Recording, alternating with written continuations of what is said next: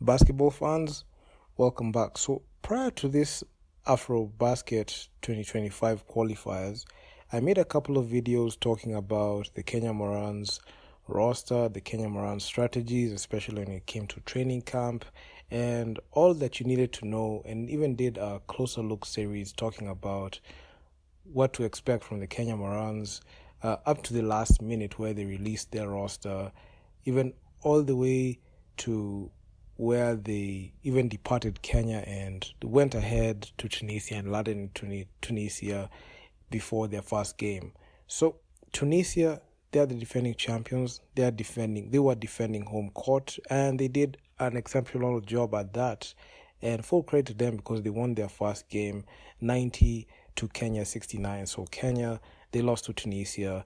And all the way from the first quarter when I was watching this game, it was actually quite promising because I saw Albert Odero. He just took over the offense and he was just doing his thing. And he was doing everything that was needed of him, especially as the number one option of the team. And there was this situation where even in the exhibition games that they were playing in Nairobi, there was a heavy reliance on his production so that he can get the Kenya Morans team onto the next level. So prior to this tournament, we saw our Kenyan players from Nairobi jet to Tunisia.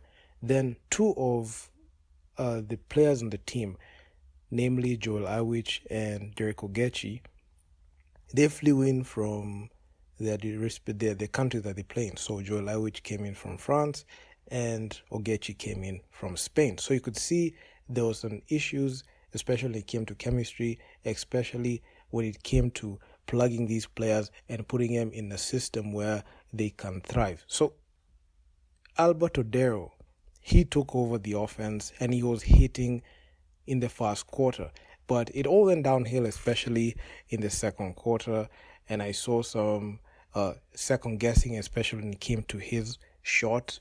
And majority of the time, you could see the legacy players really did not even do their job as per usual. And looking at this game, Coach Cliff earlier on, even prior to the Kenya Morans jetting to Tunisia, mentioned that they were working on the team's offense and defense, especially defense. But if you look at that game closely, you can see that the team's defense was really lacking and they were very wide open. And one thing that was actually quite interesting was the fact that the Kenya Morans were really fouling at a very high rate. And they fouled 18 times in this game and had a total of 15 turnovers. Not the 20 turnovers that we are accustomed to, but because Tunisia is an elite team, they were able to capitalize on our turnovers. Not only that, but the fact that they're a three-point shooting team that knew what shots to take. They didn't shoot at a high clip like that from deep, but they were able to know what shots they had to take. And they also capitalized on the fact that the team didn't have good shooters. Outside of Albert Odero, who attended a couple of threes, and in this game is actually spectacular because he shot 70% from the field, and he was actually quite efficient when it came to scoring. But one thing, even prior to even recording this video, I feel like Albert Odero is suffering from the Tyler Ongwa effect. So when Tyler Ongwa was on the team, there was a clear system surrounding him. And majority of the time, he was the guy that was the number one option on offense. And if you take him out of the roster and you leave the other people there and all the other players there, there's no production coming from them at all. So given that situation, you could see he was all alone. So right now it's Albert Odero who is on there. And Coach Cliff, being Coach Cliff and the way he's such a loser, he doesn't understand how to rotate his players and know how to capitalize on a guy that is as talented as an Albert Odero. And also Tyler Ongwa at the time, but Tyler's not on the team. But Albert was our guy that was very reliable, especially when it came to scoring. And he was that guy that knew what shots that he needed to take. And considering the fact that Albert was in camp the whole time and he has some reps, especially when it came to the team, he was better suited to be at that role. And considering the fact that he was elite at his role, especially during this game, and he still is, there was that situation where there was no production coming from the other players around him. So there was that situation where Eugene was, he kept, he kept being subbed off on and off, and giving some minutes to Griffin, who if I can just say, Griffin is one of the most inefficient player that we have on the roster, and he didn't even do anything because he played a total of 23 minutes. He had 8 points, 33% shooting from the field of 3 of 9. And the thing that I really did not like about Griffin, the way he played, considering the fact that he's a legacy player who was aged out, is the fact that he attempted 8 threes and only made 2 of them. So the man was just jacking up shots. And he has a plus minus of minus 22. He had the most negative plus minus, but not as Derek Ogechi, because Derek Ogechi couldn't hit anything in this game. He had these flashes of brilliance in the AfroCan, but looking at what we saw, the lack of chemistry and the lack of not being on the team and flying in a day before the tournament, thinking that you can just be plugged into to the lineup and thinking that you can just ball out, it doesn't work. You have to be on the team. So moving forward, you could see even during the game, majority of the time the ball was just at Albert Odero's hands, and Albert played 31 minutes and he had 25 points, 11 of 15 shooting on 73% shooting from the field, and he was 2 of 2 from the line, and he had 4 assists and 3 rebounds. He had a negative plus minus of a minus 4, and he only had 2 turnovers, so he was actually quite efficient. But you could see a person like Victor Bosir, he came into the game early, but you could see he was subbed off, and he had zero productivity in the whole game and only played a total of 4 minutes, which was actually good because the man should not even play more than 5 minutes a game, and he should be relegated to a bench role because he has done nothing to earn even heavy minutes. And same case as Griffin, because Griffin, he's one of our old guys, and honestly, he has zero production. We had zero production coming from Okal Koranga. Ariel Okal was just basically useless. We have players that do not deserve to be on the team. Even in my players who do not deserve to be on the team series, I listed Ariel Okal, Griffin Ligare, Joel Awich, Victor Bosire, and Desmond O'Willy. I listed them there. And Desmond O'Willy is actually a poor excuse for center because he was the person that really we didn't need on the squad. Eugene, I can say he was being subbed on and off, and he was not being, prioritized, especially when it came to scoring. And majority of the time, you could see he was that guy that could be the 1-2 punch to help Albert, especially when it came to scoring. But that wasn't the case. So, I can say this man he's just way out of his depth. And even looking at the whole team in general, the team was just way out of his depth. I'm going to give some guys a hall pass. Albert Odero, he had a good game despite the loss. Eugene, I feel like we just need to give him a bit more time to be able to be productive in there. Bramwell, Ariel Ortega. I feel like Ariel Ortega just gets the short end of the stick because he doesn't even get the minutes, and for him per se, he needs to be set up with plays so that he can be actually quite effective. So we have quality players in there. If we remove the legacy players, if we remove Victor Bosir, if we remove Desmond O'Willy or Kyle Koranga, if we remove Griffin, Joel Awich, players that contributed absolutely nothing to the team, and you prioritize the guys that got into the team, if you did that, that would have assisted us a great deal, because you wouldn't tell me you can't find anyone else who can be able to produce what Albert is producing on that team, given a coach that knows what he's supposed to do. And Coach Cliff is just out of his depth. I've made a couple of videos talking about Coach Cliff and how incompetent he is as a coach, and he has shown that he's a certified loser. There's a reason as to why Coach Cliff, he got cut by APR and he's no longer their head coach. And these are the things that show you and tell you that this is not a coach that can take you to the next level, because as much as even the players' productivity is being put to question, his decision making, especially when it comes to rotations per quarter and how to handle possessions and, designing plays to utilize the best aspects of every player and utilize the strengths of every player, falls on him. It is his duty, and he has failed at it.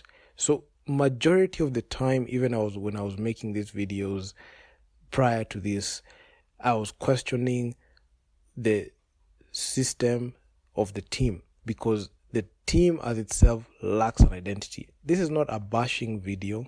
If you're coming here thinking that I'm going to bash on the Kenyan Marines because they lost, this is not it. My job right here is just to highlight what is really going on with the team from an analytical perspective. Because if you look at the stat sheet and you look at the film and you look at the whole game and try to be rational with it all, you will see that this is a team that has no direction. There's no vision.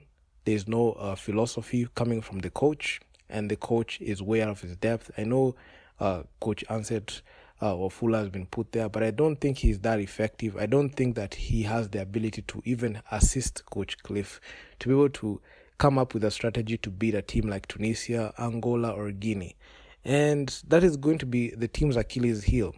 The team management that governs the Kenya Morans, even the Kenya Basketball Federation, can decide to keep Coach Cliff and Ansett or Fuller. But one thing that they must understand, they can never win with this tandem. The Coach Cliff and Coach Ansett are not the answer to helping the Kenya Morans win games. And also, same case as the legacy players, because a person like Victor Bosire, who is listed as the captain of the team, is somebody that can't lead by example, is virtually unplayable. One can even come out and say he's a certified bench warmer, a useless player who can't assist you in anything. And other players are like Desmond Owili, somebody who doesn't even know how to play the center position, can't even set up a successful pick and roll to assist a guy like Alberto Dero get free, cannot even assist Eugene, especially when it comes to the pick and roll, doesn't even know how to roll to the rim, doesn't know how to rebound, doesn't know how to even work the post. No production coming from him. A guy like Okal Karanga, this is somebody who is a hard worker with no skill, no talent, no nothing. Actually an absolute waste of money and a roster spot. Looking at a guy like Joel Iwich, should have just stayed in France. A person like Griffin Ligari should have just focused on playing Thunder basketball against Umoja tomorrow. So this is somebody that, not even somebody, these are people in the team. The legacy players are people in the team that are holding the team back. If the Kenya Morans and the Kenya Basketball Federation took their time to build the team around Albert Odero, Eugene Adera, Derek Ogechi, Bramwell, Ariel Ortega, Fahim Juma, and Fidel Okoth. If they try to do that, I know Fidel Okoth has had his fair share of Moran's moments, but all I'm just saying is the system under Coach Cliff, I feel like, does not favor a guy like Fidel Okoth majority of the time. So he won't be able to get the minutes that he deserves. But honestly, not even the minutes, but also the possessions and touches that make him effective. But getting rid of the deadwood players, getting rid of players that cannot that do not add any value on the team, will be the way forward. Because right now, as we stand, the Kenya Morans are slated to play the first game on Saturday. That is on 1 p.m. Kenyan time, against Angola. I don't think that they have the ability to match up against Angola. They're hours away from playing this game. And honestly, if you look at the team, it just looks straight up pathetic. Outside of Albert Odero, Eugene Adera, I mean, it just looks so pathetic. I'm giving Ariel Ortega a whole pass because I feel like this guy, he needs some reps to get his shots up, and he needs to find his shot in the game. But with Coach Cliff's system and Coach Cliff's rotation, this man will always get the short end of the stick because Coach Cliff does not prioritize rotating players who know how to play basketball. He feels like he operates on impulse but not strategy. And the funny thing is, Coach Ansett reinforces that because they're like, even the man just sits down there. So the thing is, the Kenya Morans in this game, even by going through the short chart and even going through the stats, you can see statistically we shot average, especially when it came to the field goal shooting. And on 2-point field goals, majority of their shots were being made by Albert Odero. Kenyan Airways was just walking through. And from the free throw line, the Kenyan Browns shot decently at an 80% clip. But when it came to rebounds, especially defensive rebounds, you could see the Kenyan Browns dominated at that. But when it came to offensive boards, they tried 9, but you could see on offensive boards, Tunisia were able to get them second chance points. They were able to even penetrate and get inside. And those are the things that were the Achilles heel for the Kenyan Morans. The Kenyan Morans looked small in there. And that's not something that is actually a compliment, because if you are not able to rebound the ball and get second chance points from shots made from the perimeter, that means the other team can be able to use transition offense to get rid of you. And that's the same thing that we saw when the Kenyan Morans matched up with Senegal. And when the Kenyan Morans matched up with Angola the first time, even the second time. And if you look at the Kenyan Morans right now, the way they play, and you look at a game that they played last year in the AFROCAN, it's still the same script. The players are different, but it's still the same philosophy that is there. And the losing philosophy that is propagated by Coach Cliff is the main reason as to why the Kenyan Browns will never get to the point that we need to get. And statistically, I'm not sure if the Coach Cliff knows even know how to read the stat sheet, because if you look at the stat sheet, you'll know who to prioritize and what player to prioritize. I make the effort of even releasing pre-game analytics, especially when it came to that matchup against Tunisia, looking at how Kenya matched up statistically. And I picked Tunisia to win this game easily because the Kenyan Morans, as currently constructed, they didn't have enough time to prepare, and the whole training camp was in disarray. Even though reports saying that even the dress Coach Cliff had lost the locker room based on the way he coaches. And the Coach Cliff, even prior to this tournament, the man would have rather coached the KPA Dockers and just leave the national team high and dry. He would rather coach a KBF game other than a Team Oran's game that they are playing to prepare for this tournament, then come out here and act as if he's all that. So there's so much dysfunction when it comes to the Kenya Morans. I have covered this extensively. I am not even I'm not going to bash the team because I have no interest in that, and that's not what I do here. Majority of the time, even this is something that I want people to understand. The videos that I make here on these platforms and I release on these platforms do not have the intent to bash. It has the intent to inform the masses. This is information that will help even shape up the team and know where the flaws are. The Kenyan Morans can't rebound. We look very small in there. The Kenyan Morans don't know how to shoot the 3-ball. The players that we have that can shoot the 3-ball are not getting any minutes. Eugene Adera can shoot the 3-ball if set up correctly. Ariel Ortega is a 3-point specialist who is being wasted by Coach Cliff's system. Coach Cliff will prioritize big names and legacy players as opposed to skilled players who are on the bench. Fahim Juma is another swing man that we can use, but unfortunately, given the system that Coach Cliff runs, that is chaotic and haphazard, and I don't think anyone can even understand. He doesn't even get his shot, and he's not able to even find himself on the court. So there's so much dysfunction when it comes to even team rotation and team selection on the game. In-game management is poor, and that's the reason as to why the Kenya Morans are struggling to even sustain leads.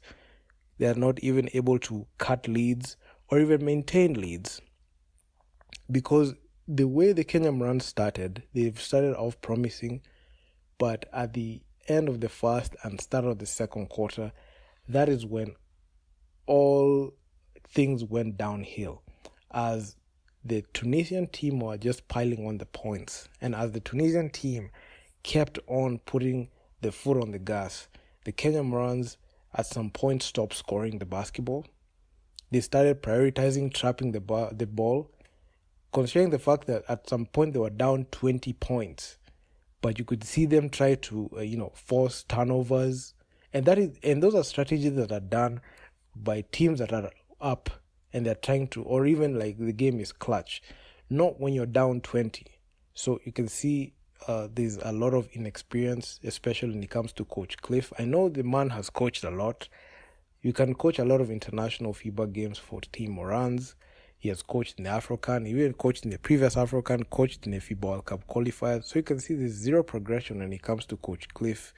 And his basketball IQ and his knowledge about the basketball, about FIBA basketball and about continental basketball is severely lacking, and that's the reason as to why APR fired him in preparations to the BAL, and he came to Kenya and he came to KPA thinking that he can just get rubber stamped and just come in, coach the team here. So we all know his flaws. We know Coach Cliff cannot coach, and he's a very horrible coach, and I've mentioned this for 2-3 years now. 2 going on 3 years, and I knew that. So the Kenya Morans will never win anything under Coach Cliff. We're not talking about that 2019 silverware that they won against bench players. They won the silver medal against bench players. Outside of that, the Kenya Morans have had the most embarrassing record, especially when Coach Cliff is the one coaching the team. Majority of the time, he is the one that gets picked, which is something that is yet to be established. So, Tunisia, it was a given that they were going to win this game against Kenya. So there was no surprises on that. And given the fact that the Kenya Morans looked the way they looked, they conceded north of 25 plus points in the game, and not even like 25, but this is like the custom. This is like something that we have seen happen most of the time when Coach Cliff coaches the team, because remember, Coach Cliff was the same person that conceded 54 points against Egypt and also conceded 45 points against Senegal. So this is a coach that has had a losing record for years now, and he still gets the opportunities to coach the national team. So the Kenya Morans are an interesting story. They show you what dysfunction is. They show you what incompetence is. And they show you what lack of vision and poor mindset and lack of basketball IQ is, especially when it comes to continental basketball. So I didn't want to make this video that long, and I will just continue just informing and giving my opinion on the Kenya Morans as this tournament progresses. But stay tuned to more videos. And one thing is for sure, the Kenya Morans did not pay attention to the Angola versus Guinea game, because that game was actually quite interesting. And considering the fact that Angola and Guinea are the next 2 teams that the Kenya Morans are going to play, and the way that game panned out, you can see Angola and Guinea are not pushover teams. So it's just going to be quite difficult, because Angola, this is a team that Kenya has beef with. especially with the previous Afrobasket qualifiers when they won that game. And Guinea is just a hard-nosed team. So in all the games that happened today, the Kenya Maroons versus Tunisia game was the weakest game that of the day, because to start off you could see Cape Verde versus Uganda, it was actually quite close. Angola versus Guinea, it was actually quite close. Cote d'Ivoire versus Madagascar was actually quite close and entertaining. Egypt versus Central African Republic was a good, entertaining game. Nigeria versus Libya was a game that went down to the wire, and it was just entertaining to watch, and I had fun watching it. But Kenya versus Tunisia was very underwhelming, and I can say it was a very lackluster game. So, and the way the Kenyan Maroons looked, it was actually quite pathetic. So, yeah, I mean, if you guys like the video, make sure to leave your feedback down in the comments on what you think about this whole situation. And yeah, man, I'm out. Peace.